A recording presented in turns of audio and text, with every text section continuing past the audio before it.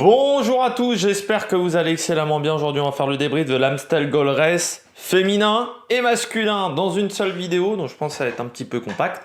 On va essayer de faire le débrief de ces deux courses parce que je vais pas faire de vidéo pour une raison simple. Chez les filles, j'ai pas grand chose à dire sur l'épreuve parce que tout s'est déroulé dans le Coberg, et chez les garçons, par contre, j'ai pas mal de choses à dire, mais ça aurait fait une vidéo filles un peu courte, et puis ça voulait dire également que la vidéo pour les filles, j'aurais pu la mettre en ligne que demain.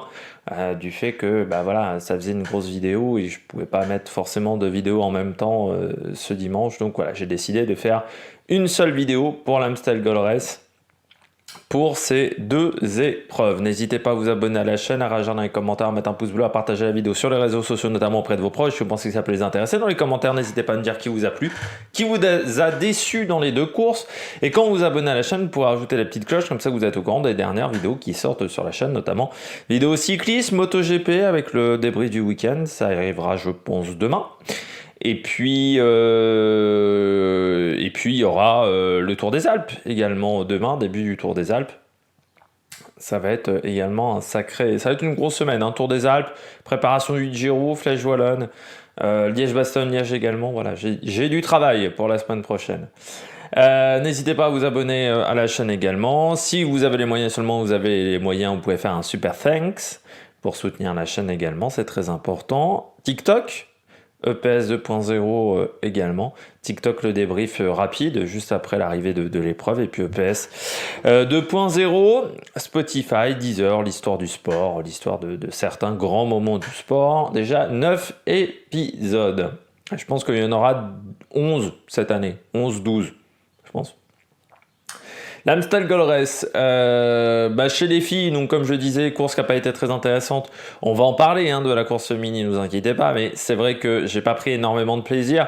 C'est aussi dû au fait que le parcours est le problème d'avoir une arrivée quasiment après le Coberg, c'est-à-dire que vous avez un dernier passage au Coberg à 2 km de l'arrivée. Ça nuit forcément au spectacle. C'était le problème qu'on avait auparavant, hein. Pendant des années, on a eu ce souci avec cette arrivée au Coberg, et depuis qu'on n'arrive plus au Coberg, la course est beaucoup plus passionnante chez les garçons, et je pense que chez les filles, il va peut-être falloir ajouter également ce dernier tour de circuit, parce que ça bloque la course, ce Coberg. Ça bloque la course, et en même temps, c'est pas une montée comme le mur de Huy. Le mur de Huy, ça bloque la course sur la Flèche Wallonne, mais c'est tellement extraordinaire que, bon voilà, c'est fantastique. Le Coberg, c'est pas très dur, c'est pas la côte la plus dure de l'histoire, donc ça bloque la course pour un truc qui est pas très dur, donc c'est ça qui est toujours un petit peu gênant. Par contre, chez les garçons, on a une super course avec encore une magnifique épreuve, parce que c'est vrai que j'ai envie de dire Paris-Roubaix, ça a quand même été super, à part le final en autre boudin, sinon ça a été fantastique. Du côté du Tour des Flandres, on a vu également une super épreuve qui a eu beaucoup de rebondissements, beaucoup de spectacles. Milan-San Remo, le final était vraiment bien. Alors Milan-San Remo, c'est le final, mais le final était vraiment bien sur Milan-San Remo. Le dernier quart d'heure, les dernières 30 minutes étaient vraiment très bien. L'Estrade Bianche, c'était aussi sympa avec Pidcock. On a quand même des belles épreuves cette année. Je parle même pas des courses par étapes. Là, je me suis contenté des classiques, on va dire. Mais on a quand même des épreuves très sympas. Gand également, où c'est parti de loin. Le Grand Prix O3, on a vu les trois de devant.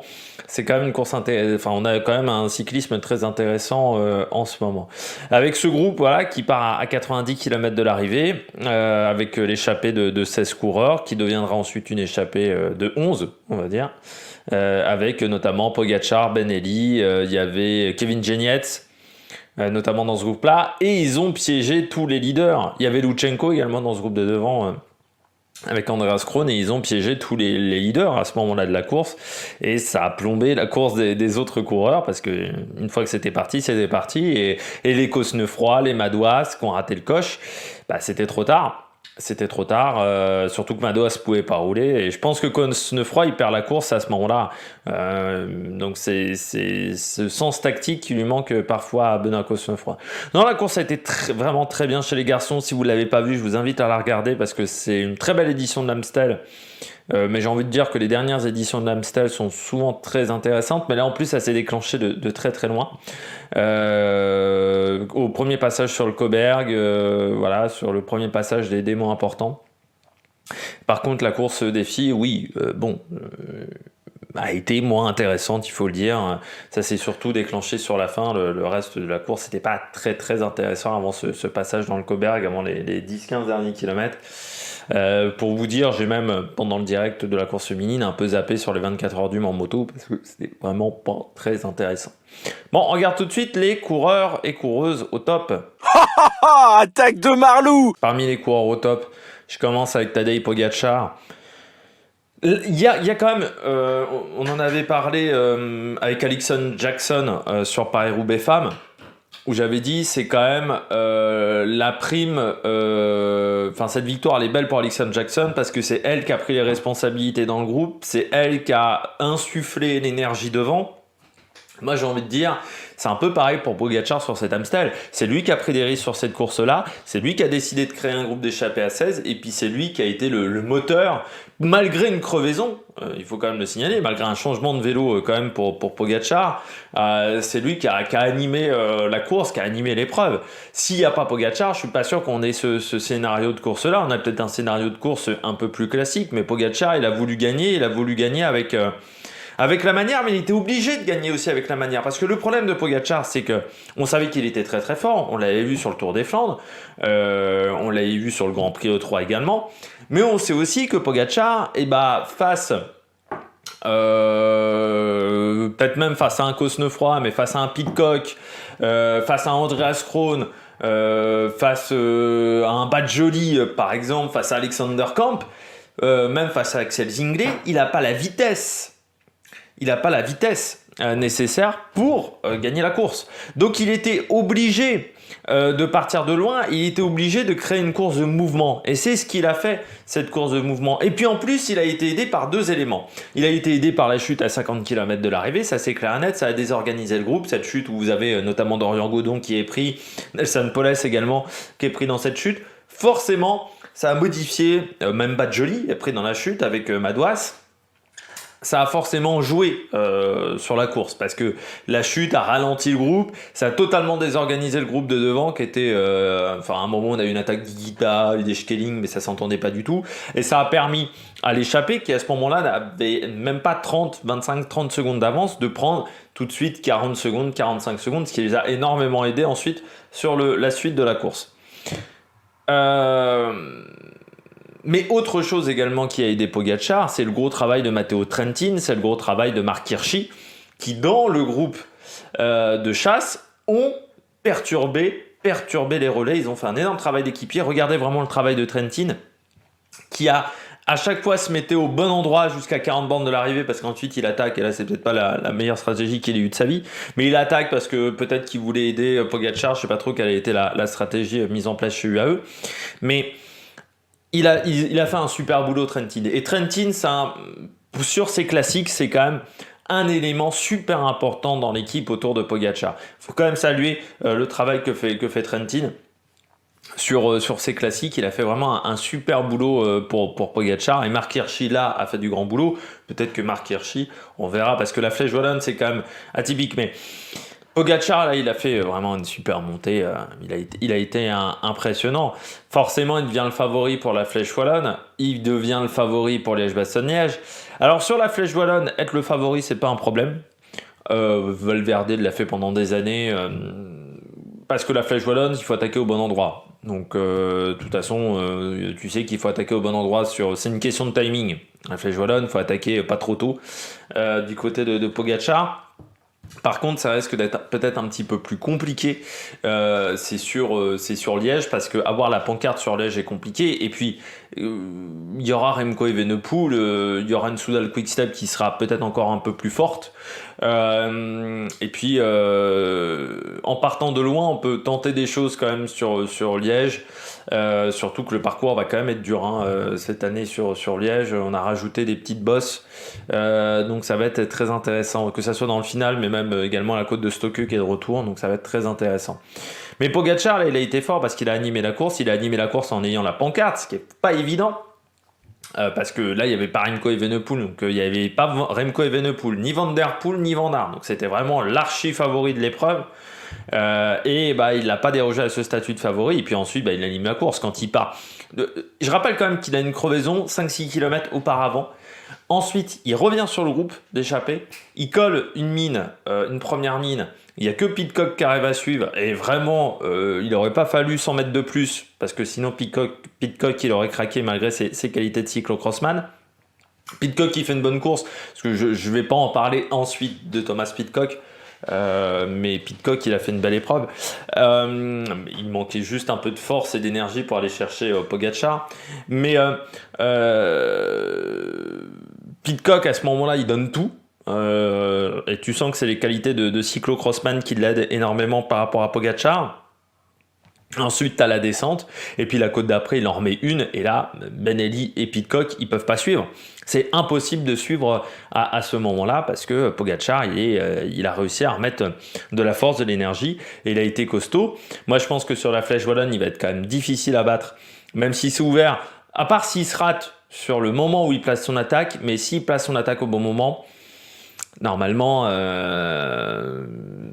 il doit être au-dessus parce que il n'y a pas Vlasov en plus, par exemple, sur la Flèche Wallonne, qui aurait pu contrer. Donc, s'il attaque au bon moment, ça devrait le faire du côté de Pogačar. Après, sur Liège, la pancarte est plus dure. Quand vous êtes à Liège, avoir la pancarte, c'est plus compliqué. De demander notamment à Julien Alaphilippe ou à d'autres, c'est plus compliqué. C'est un peu plus ouvert à Liège. Mais Pogačar, oui, il a été costaud aujourd'hui. Chapeau l'artiste. Chapeau l'artiste, là, aujourd'hui, il a fait vraiment une belle Amstel. Il a mérité son grand pichet de bière. Je poursuis sa grosse pinte de bière. C'est un pichet. On sait pas trop, parce que vu la taille, le format de cette bière, je sais pas trop comment c'est à consommer avec modération, bien entendu, parce que sinon je vais avoir des problèmes, mais c'est quand même une taille assez massive. Je pense qu'il doit y avoir 2 litres et demi peut-être, je sais pas combien ça contient, mais c'est énorme. Benelli, deuxième coureur au top, lui il a arrêté le pichet de bière pour pas grand-chose. Benelli, il y a une différence entre gagner une étape de Coppi et Bartali, faire 2 de la Flèche Brabançonne et faire 2 de l'Amstel. Pourquoi ? Parce que l'Amstel, on en avait parlé lors de la présentation, mais déjà c'est long l'Amstel, c'est 250 bornes. C'est un format de course, 250 bornes, demandez à Arnaud Delis, c'est pas pareil que 200. Donc déjà, il y a ce facteur-là. Ensuite, c'est une course où vous enchaînez les monts. Il y a 33 monts au programme pour 3290 mètres de dénivelé positif. C'est 1000 mètres de plus facile que la Flèche Brabançonne. Donc c'est assez compliqué de ce côté-là. Et en plus, la Flèche Brabançonne, il part quand même dans un groupe aussi à 60-70 bornes de l'arrivée. Déjà, Benelli, il sent le bon coup. Voilà. Bon, après, c'était peut-être la stratégie de EF. EF, ils avaient plusieurs cartes. Ils se sont peut-être dit, on lance pas Nelson Poles, on lance Benelli devant. Ensuite, il a la confiance et ensuite, il a l'intelligence de course. Moi, j'ai regardé la course sur France 3. Certains aiment les prises de risque. Et j'entends à un moment, c'est Jalabert dire, je comprends pas pourquoi Benelli ne relaie pas Pidcock et Pogačar. Il va le regretter dans quelques minutes. Sauf qu'on n'est pas sur le même statut de coureur. Benelli, il était déjà content d'accompagner Pidcock et Pogačar. Il revient dans un second temps. En termes de rythme cardiaque, il était à fond les ballons. Il s'est dit, si je relais, en termes de rythme cardiaque, je vais me faire défoncer la gueule. Donc il se dit, je garde de l'énergie, puis Pogačar a l'air d'être plus fort, je vais tenter de m'accrocher un maximum, et puis peut-être que le fait de ne pas faire ce relais-là, ou les 2-3 relais que je ne vais pas faire dans cette phase de transition, ça va peut-être m'aider sur la suite. Ça l'a aidé sur la suite parce que lui il finit à 38 secondes, Pidcock il finit à 2,14. Aujourd'hui il finit à 2,14 vraiment sur les rotules Pidcock, il prend la 3ème place, mais vraiment Krohn et Lutsenko ils n'ont pas échoué à grand chose. Et ça montre une grosse intelligence de course. À 22 ans, c'est bien, c'est très très bien d'avoir couru de cette manière-là. Et puis 250 km, faut avoir la caisse pour les tenir. Alors, il est en très grande condition physique, ça c'est clair et net. Mais encore une fois, entre gagner une course de 180 km et gagner une course de 250, c'est pas la même chose. À 22 ans, je considère que les coureurs qui sont capables d'être performants sur 250 km, il n'y en a pas beaucoup. Vous avez Remco Evenepoel qui arrivait à le faire l'année dernière, mais ils sont pas 150 à réussir à tenir sur des cadences comme ça infernales. Et Benelli a été très très costaud et c'est vrai que EF a maintenant une belle équipe de classiques et puis c'est bien pour Benelli parce qu'encore une fois on était un peu revenu sur sa carrière sur la Flèche Brabançonne. Il n'a pas une carrière si facile que ça. ces dernières années. Donc là, il est de retour. Et puis EF, ils ont une belle équipe, hein, parce qu'il ne faut pas oublier Piccolo. Bon, en ce moment, il n'est pas très performant, Piccolo, mais l'année dernière, il avait fait une belle saison. Il ne faut pas oublier non plus Nelson Poles. Bon, là, il est tombé, on va voir quelle va être sa condition physique. Mais il y a également Carapaz dans cette équipe. Non, il y a une très très belle formation punch montagne, on va dire, dans cette équipe, et c'est très bien ce qu'a fait Benelli. Et puis finir à 38 secondes d'un Pogacar survolté comme aujourd'hui, au bout de 250 km de course, fait quand même à 42 de moyenne. C'est très très bien de la part de Benelli, donc bravo aux coureurs irlandais. Et puis je termine du côté des garçons avec Lutsenko. Confirmation de la dernière étape de l'Amstel, du Tour de Sicile, vendredi, sur 4000 mètres de dénivelé positif. Alors je rappelle pourquoi je l'avais pas mis en favori de l'Amstel, ni en outsider, parce que j'ai enregistré avant cette étape-là. J'ai enregistré, elle était 11h, l'étape s'est finie à 16h, 17h, je sais plus, sur la chaîne Équipe, à l'heure où ça a été diffusé. Donc à ce moment-là, moi, Lutsenko, il est dans le coup sur toutes les étapes, mais il n'est pas sensationnel. Donc sur un Tour de Sicile, il n'a pas fait la démonstration de la veille. Et puis après, de toute manière, pour Lutsenko, c'était pas assuré non plus, parce que certes, il était en confiance par rapport à sa victoire sur le Tour de Sicile, où il fait une grosse performance, mais là encore, on est sur le Tour de Sicile, une concurrence qui n'est pas la concurrence de l'Amstel Gold Race. Faire le numéro qu'il a fait sur le Tour de Sicile, c'est facilement réalisable, entre guillemets, hein. Le faire sur le tour, sur l'Amstel, c'est autre chose. Mais ça montre que la condition physique est là, et puis ça montre que, surtout le Tour de Sicile, c'était pas un one-shoot, que il est en forme, que les soucis qu'il a eu l'année dernière, c'était surtout dû à sa fracture de la clavicule fin février, début mars, et que là, il a retrouvé une très très bonne condition physique. Et surtout, ça va faire du bien à Astana, parce que c'est vrai que j'en ai pas parlé sur le Tour de Sicile, mais le Tour de Sicile, c'est pas non plus 1500 points, hein, on va dire, UCI, c'est pas beaucoup de points. Là, il rapporte quand même 225 points UCI à sa formation. Ça va faire quand même le plus grand bien à cette équipe, parce que vraiment, sinon, ça allait être compliqué. Parmi les autres garçons qui ont fait une belle course, mais dont j'ai pas le temps d'en parler parce que je vais passer aux filles. On peut noter la 9e place d'Alexander Kamp du côté de la Tudor, mais je l'avais mis parmi mes outsiders, il a fait une belle course. Pidcock, on en a parlé, il finit sur les rotules, mais il a fait une belle course. Moi, je mettrais aussi Valentin Ferron, 13e, du côté de la Total Energy. La Total n'a pas forcément une grande équipe sur ce type de... Enfin, ils ont Burgodo aussi, mais c'est vraiment bien ce qu'a fait Valentin Ferron. Je pense que Burgodo, lui, sera plus à l'aise sur les classiques flandriennes un peu plus dures, sur les classiques ardennaises, pardon, un peu plus dures. Et puis Kevin Genietz, il a encore pris de la caisse quand même, hein. Même après, il n'a pas réussi à tenir la roue comme Axel Zinglet. C'était un peu trop dur devant quand ça a commencé à accélérer. Axel Zinglet, il fait 10, il fait premier français devant Madouas qui est 11. Parce que j'ai pas dit ce score-là quand on était sur la vidéo du côté de TikTok. Je passe aux filles. Du côté des filles, j'ai décidé de parler de Demi Vollering. La vainqueur du jour, Demi Vollering, c'était presque une anomalie à son palmarès. À Demi Vollering qu'elle n'ait pas gagné l'Amstel. Parce que c'est quand même la course qui correspond le plus à ses qualités physiques. Et ça semblait extraordinaire qu'à chaque fois, il y avait soit une fille qui était plus forte ou ça se goupillait moins bien pour elle. Mais Demi Vollering, elle a plus le profil Amstel même que Liège-Bastogne-Liège. Et pourtant, Liège-Bastogne-Liège, quand elle s'impose en étant forte, mais c'est presque plus un profil de fille qui peut gagner sur l'Amstel, parce qu'elle a une super pointe de vitesse, parce qu'elle passe bien les bosses, mais surtout qu'elle a une super pointe de vitesse. C'est une fille qui est très forte au sprint. Et je me disais, c'est extraordinaire qu'elle n'ait pas gagné l'Amstel. On en avait parlé même lors de la présentation de la course féminine. J'avais dit, c'est pas normal. Et là, oui, elle a été formidable sur cette épreuve. Elle a vraiment fait le job. Vraiment, elle a été impressionnante.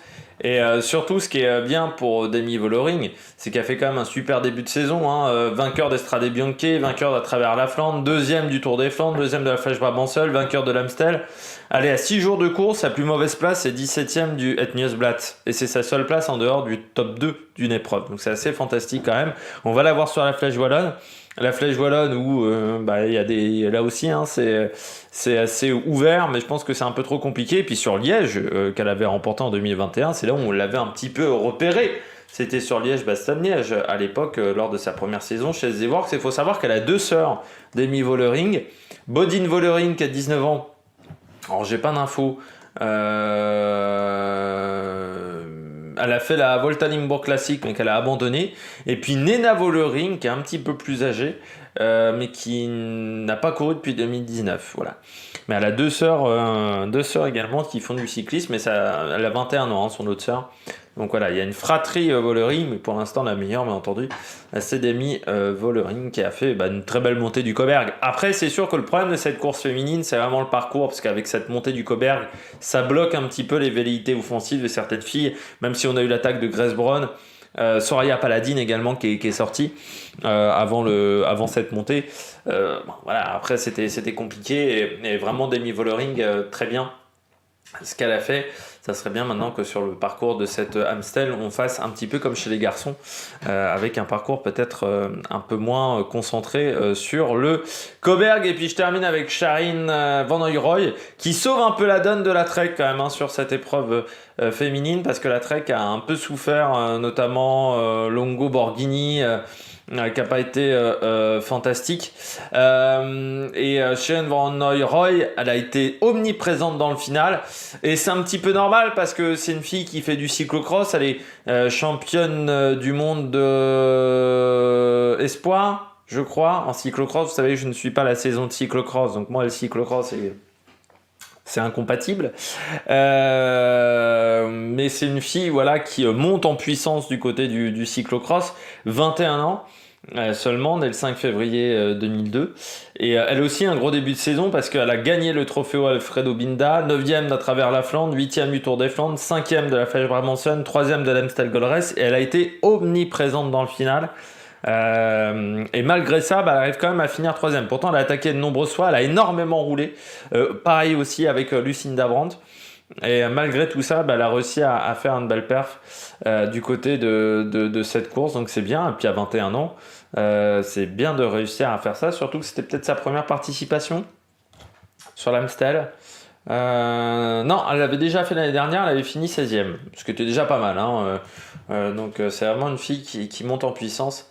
C'est une fille qu'on va retrouver, je pense. Elle est professionnelle depuis le mois d'août 2020 et elle a la Trek et elle a un contrat jusqu'en 2025 à la Trek. Donc la Trek mise sur elle du côté du cyclisme féminin. On passe tout de suite au bonnet d'âne. Du côté des bonnets d'âne, je commence avec Elisa Longo Borghini. C'est pas une grande saison de Longo Borghini. Là, passe quand même à côté, parce qu'on roulait pour elle, tout simplement. On roulait pour elle, et ça n'a pas marché. Ça n'a pas marché. Lisa Longo Borghini, elle finit seulement 28e. Alors, encore une fois, heureusement qu'il y a Sharine Van Hooijdonk quand même qui fait 3e, parce que sinon, du côté de la Trek, j'ai l'impression qu'on s'est un petit peu emmêlé les pinceaux. On a mis Lucinda Brandt devant. Ok, d'accord, mais on aurait peut-être pu la garder pour après. Est-ce qu'il n'aurait pas fallu plutôt utiliser Amanda Spratt du côté de la Trek? Je me posais la question à ce moment-là. Plutôt mettre en éclaireur Amanda Spratt. Et puis surtout, je trouve que Balsamo a lâché très vite. Je ne sais même pas si elle n'a pas abandonné, Balsamo. Elle a dû abandonner, Balsamo, j'ai pas vérifié plus que ça. Et je pense que ça a peut-être changé la course. Du côté d'Elisa Longo Borghini, ça a été, je trouve, un peu compliqué aujourd'hui. Ça s'est pas passé très très bien, pas des grandes jambes. Balsamo a fait 75e à 7,47. Mais on roulait pour elle et puis elle n'a pas réussi à accrocher les roues, seulement 28e. Donc c'est-à-dire que vraiment dans le Cauberg, elle a souffert. Et c'est vrai que 3e du Tour des Flandres. Mais sur cette suite du mois d'avril, là, c'est un peu plus compliqué. 21e de Paris-Roubaix Femmes où elle tombe. Alors peut-être qu'elle avait encore des douleurs de sa chute, parce qu'elle est quand même tombée assez violemment sur Paris-Roubaix Femmes. Mais ça a été un petit peu compliqué sur cette Amstel pour Elisa Longo Borghini, qu'on retrouvera sur la Flèche Wallonne et Liège. Il y a beaucoup de filles qui enchaînent parce que c'est vraiment un moment important, et puis il n'y a pas le Tour des Alpes chez les filles, contrairement aux garçons. Donc c'est vrai que souvent on enchaîne les trois épreuves, alors que chez les garçons, on a parfois des coureurs qui ne vont faire que Liège, notamment Vlasov, parce qu'il va être sur le Tour des Alpes, qui se déroule en même temps que et ça a toujours été ça en plus, parce qu'avant c'était le Tour du Trentin, qui se déroule en même temps dans cette période-là de l'année. Du côté de la Trek, on poursuit mais avec les garçons cette fois-ci. J'ai absolument pas compris la stratégie de la Trek, parce que à un moment je me dis tiens, alors je sais plus qui roule en tête du peloton pour la Trek à 60-50 bornes de l'arrivée, et je me dis c'est une bonne idée, parce que c'est vrai qu'ils ont Skelmoseux. Et Skelmoseux, c'est vraiment un profil très intéressant, parce que très bonne pointe de vitesse, donc sur un parcours comme celui-là. Et c'est vrai que l'écart augmentait avec l'échappée. Je me dis là à un moment il faut réagir. Faut que la Trek aide, et c'était une bonne idée avec la Jumbo qui était aussi un petit peu en difficulté à ce moment-là. Je me dis ok super. Par contre j'ai absolument pas compris pourquoi c'est Skelmoseux qui a roulé ensuite pour Mollema. Parce que j'ai rien contre Mollema, mais bon, Mollema il est plus très frais. Il est quand même Alors certes Mollema il sait être performant encore, mais il a quand même 36 ans, un truc comme ça, Mollema. 36, je suis tombé tout bon, dis donc. Le début de saison, bon, il fait 8ème du Tour de l'Algarve, mais à part ça, c'est pas fantastique. Et puis en plus, je rappelle que le Tour de l'Algarve, le classement général, c'est surtout joué dans le contre-la-montre finale. Voilà, c'est surtout là où ça a été important. Et que je me suis vraiment posé la question, mais pourquoi il roule pour Mollema, Skelmoseux ? Pour moi, c'était Skelmoseux le leader. Et ça se voit bien parce que malgré le fait qu'il ait roulé, Skelmoseux il finit 8ème. Donc il fait 3ème du sprint derrière Boîte Joly et Van Gils. Donc ça veut dire qu'il avait des bonnes cannes. Parce que en roulant comme ça à 50 bornes de l'arrivée, où il s'est mis à fond, parce qu'après il décroche, il se fait lâcher. Pour Mollema qui, lui, finit seulement 29ème, je me dis, on a peut-être raté le coche quand même du côté de la Trek. Je pense qu'on n'a pas choisi le bon cheval. Moi, j'aurais plutôt choisi Skelmoseux, parce que pour moi, c'est la pépite. On sait que c'est un profil qui lui convient. Donc, c'est vraiment un coureur qui peut être vraiment très intéressant sur ce type de parcours. Alors que Mollema, il arrive un petit peu sur la fin quand même. On poursuit avec Movistar chez les filles. Là aussi, en termes de stratégie, j'ai pas trop compris. Moi, au départ, je me dis... Tiens, Van Vleuten se met au service de Liane Lippert. Et puis il y a un autre moment où tu as Liane Lippert qui roule pour Van Vleuten. Donc là, je me suis dit, ça sent pas bon du côté de la Movistar, c'est qu'on n'a pas déterminé qui était la leader. Alors que pour moi, sur ce type de parcours-là, Van Vleuten, maintenant, il faut qu'elle lâche de très loin. Parce que, déjà, avant, elle n'avait pas un super punch. Je peux te dire qu'à 40 balais, maintenant, elle n'en a plus du tout de vitesse. C'est plus une fille qui est capable de battre beaucoup de gens au sprint. Ou à part quand c'est un sprint sur une course qui a été extrêmement difficile. Ce qui n'était pas totalement le cas de cet Amstel, puisque ça roulait pas extrêmement vite. Même s'il faisait froid et qu'il y avait de la pluie, ça roulait pas très très vite du côté... Enfin, ça pétait pas dans tous les sens du côté des filles. Donc je me dis à ce moment-là, Van Vleuten, en plus, on sait pas trop sa condition physique, parce qu'elle est quand même tombée sur le Tour des Flandres, qu'elle a pas fait Paris-Roubaix. Je me dis, c'est pas l'idée du siècle, surtout que Liane Lippert a déjà fait 3ème l'année dernière. Avec Liane Lippert, c'est vraiment un parcours qui lui convient. C'est une fille qui a beaucoup de punch. C'est vraiment une pure puncheuse, Liane Lippert. Et je me dis, sur un parcours comme ça, en plus avec l'arrivée au Koberg, faut travailler pour elle. Et on n'a jamais su pour qui on travaillait du côté de la Movistar. Les deux se sont un peu courus l'une sur l'autre. Je suis pas sûr que c'était la stratégie la plus intéressante sur cette épreuve. Il aurait fallu vraiment déterminer une leader. Et moi, je pense que pour moi, la leader, c'était Liane Lippert. Van Vleuten est très forte sur les grands tours, mais maintenant, sur les courses d'un jour, c'est un petit peu plus compliqué. Puis ça s'est pas bien passé pour la Movistar, parce qu'ils ont quand même une belle équipe, la Movistar, pour ce type de course-là. Parce qu'ils ont des Patigno notamment, ils ont Arlenis Sierra, Patino, Sierra, elles sont lâchées extrêmement tôt. Jelena Erich, elle a fait pas mal de boulot avant d'abandonner, mais elle a fait un énorme travail d'équipière. Mais encore une fois, on ne savait pas si elle bossait pour Van Vleuten ou pour Liane Lippert. Ça a été, je pense, le gros problème du côté de la Movistar. Mackay, elle finit 46e, mais Maca sur ce type de parcours, c'est un petit peu trop dur, je pense, pour elle. Et puis, la surprise pour moi, oui, c'est Patiño et Serra, parce que c'est deux filles qui sont normalement très fortes sur ce type de terrain-là. Et elles se sont quand même un petit peu plantées, donc ça c'est dommage. Et puis pour Van Vleuten, seulement la 11e place. Et Liane Lippert, seul 15e, c'est un petit peu une déception. Mais je pense que c'est parce qu'on n'a pas réussi à déterminer le leader entre les deux et qu'on s'est un petit peu perdu. Benoît Cosnefroy parmi les flops chez les garçons. On repasse aux garçons. Compliqué cette vidéo. Certes, la chute l'a pas aidé, mais la chute, quand il y a la chute, il y a déjà péril dans la demeure. C'est-à-dire que vous avez Pogačar qui a déjà 30 secondes d'avance à ce moment-là. Donc il fallait réagir beaucoup plus vite du côté d'AG2R. Dès que Pogačar est sorti, il fallait faire l'effort. Il fallait rouler pour éviter que Pogačar prenne de l'avance. C'est déjà l'archi favori, donc il fallait rouler beaucoup plus tôt. Et je pense que surtout, il n'était pas super bien placé, Benoît. Quand il accélère, Coco, il n'est pas tout de suite dans la roue. Et ça, c'est une erreur, parce que tu sais que c'est ton adversaire numéro 1, c'est Pogačar. Donc il fallait tout de suite prendre la roue. Et après, derrière, tu es à contre-temps. Et sur une course comme l'Amstel, c'est terrible, parce que l'Amstel, comme le disait Cosnefroy, c'est comme une Flandrienne. Sauf qu'il n'y a pas de pavé. C'est-à-dire que si tu as à contre-temps, c'est mort. Il faut vraiment être très fort dans ce genre de conditions. Et il s'est retrouvé à contre-temps. Et puis après, il est gêné par la chute de Dorian Godon. Et puis je pense qu'en plus, les jambes n'étaient peut-être pas forcément fantastiques. Parce qu'il finit 21e. Et c'est à 3,40. Donc il est quand même, il n'a pas réussi à suivre le groupe, notamment de Camp, de Scalmoseux ou de Madouas. Il est dans un deuxième groupe. Donc je pense que les jambes n'étaient pas fantastiques. Et c'est dommage pour Cosnefroy, parce que il a peut-être raté sa seule chance pour jouer les classiques, parce que la Flèche Wallonne, c'est trop pentu. Liège, la côte de la Redoute, c'est trop pentu, et je pense que c'est un peu trop dur pour Benoît Cosnefroy, parce qu'il a un profil quand même qui est très bon sur les côtes entre 6-8% ou sur les côtes courtes. Par contre, c'est pas le meilleur sur des côtes au-delà de 10%, quand elles sont au-delà de 500-600 mètres, quoi. On l'a vu, il était très fort sur le Grand Prix de Québec, mais on était entre 6 et 8% maximum.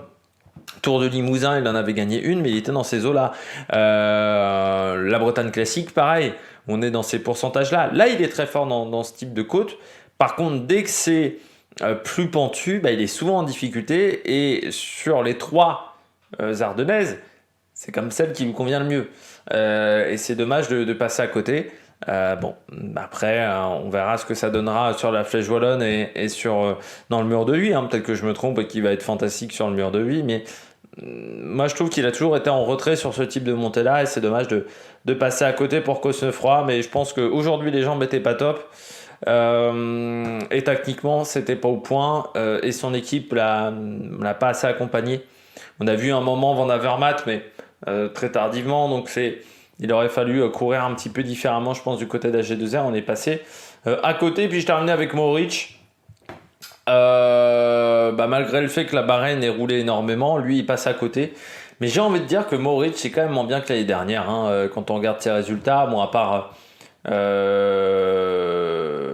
Milan-San Remo, il fait 8, il fait 7 du Grand Prix E3. Mais déjà derrière les 3 fantastiques. Il n'arrive pas à accompagner les 3 fantastiques. Sur l'Estradé, il fait 6, mais il est quand même pas tout de suite dans la route Pidcock. 3e de Kuurne, ça c'était pas mal, parce qu'il était vraiment bien à Kuurne. Mais sur les autres, c'est vrai qu'il a été un petit peu en retrait. Et puis, il abandonne au Tour des Flandres. Paris-Roubaix seulement 29e, 33e de l'Amstel. Sur les grands rendez-vous, il est passé un petit peu à côté. 43e également de Gand. Ça a été un petit peu compliqué sur les grands rendez-vous cette année. Il est un peu en retrait. Et puis là, en plus, aujourd'hui, il a très mal couru, parce que c'est vrai qu'il s'isole alors qu'il avait des équipiers qui faisaient le travail. Il décide de s'isoler à 40 bornes, 45 bornes de l'arrivée. Je pense qu'il a un petit peu paniqué, Mohoric, parce qu'il savait que Pogačar était très très fort. Et lui aussi, c'est dommage, parce que Mohoric, sur la Flèche Wallonne, sur Liège, ça risque d'être un petit peu compliqué, je pense, pour lui. Et c'était vraiment un terrain un peu comme Cosnefroy. C'est un terrain qui lui convient extrêmement bien. En plus, c'est technique. On sait qu'il est très fort dans les descentes. Donc c'est dommage de passer un petit peu à côté. Mais c'est vrai que je trouve que son mois d'avril est pas très fantastique. L'année dernière, en avril, il avait fait quoi? Il avait fait 13e sur l'Amstel, 5e à Roubaix. Je rappelle que l'Amstel et Roubaix étaient inversés l'année dernière. Voilà, là il passe un petit peu à côté, je trouve, de sa course. C'est dommage. C'est dommage, c'est un peu comme Cosnefroy. Les jambes n'ont pas l'air d'être si incroyables que ça. Et puis surtout, il a pas très bien couru aussi. J'ai oublié de lancer un débat sur Pogačar. Bon, on va le lancer en fin de vidéo. Je me pose quand même une grande question pour Pogačar, c'est est-ce que les qualités qu'il a maintenant en punch, ça va pas être un problème en haute montagne, et ça va, je pense, nous faire des petits débats jusqu'en juillet, jusque fin juillet, pour savoir est-ce que la force qu'il a gagnée, parce qu'il a gagné de la force, ça va pas être un problème ensuite sur le Tour de France. Et puis est-ce que l'énergie qu'il déploie sur ses classiques et que ne déploie pas Vingegaard, ça va pas être un problème. Mais est-ce que le fait que Vingegaard ne court pas n'est pas également un problème? Vous avez 4 heures. C'est le cours de philo du jour. Eh bien, n'hésitez pas à vous abonner, à réagir dans les commentaires, à mettre un pouce bleu. Donc, je rappelle, la MotoGP cette semaine, la Flèche Wallonne, il y aura la présentation, le débrief. Liège-Bastogne-Liège, il y aura la présentation, le débrief. Et surtout, le Tour des Alpes pendant toute la semaine. Et bien voilà, je crois que nous avons tout dit. On se retrouve donc pour de nouvelles aventures sur l'Amérique Production. Ciao, ciao!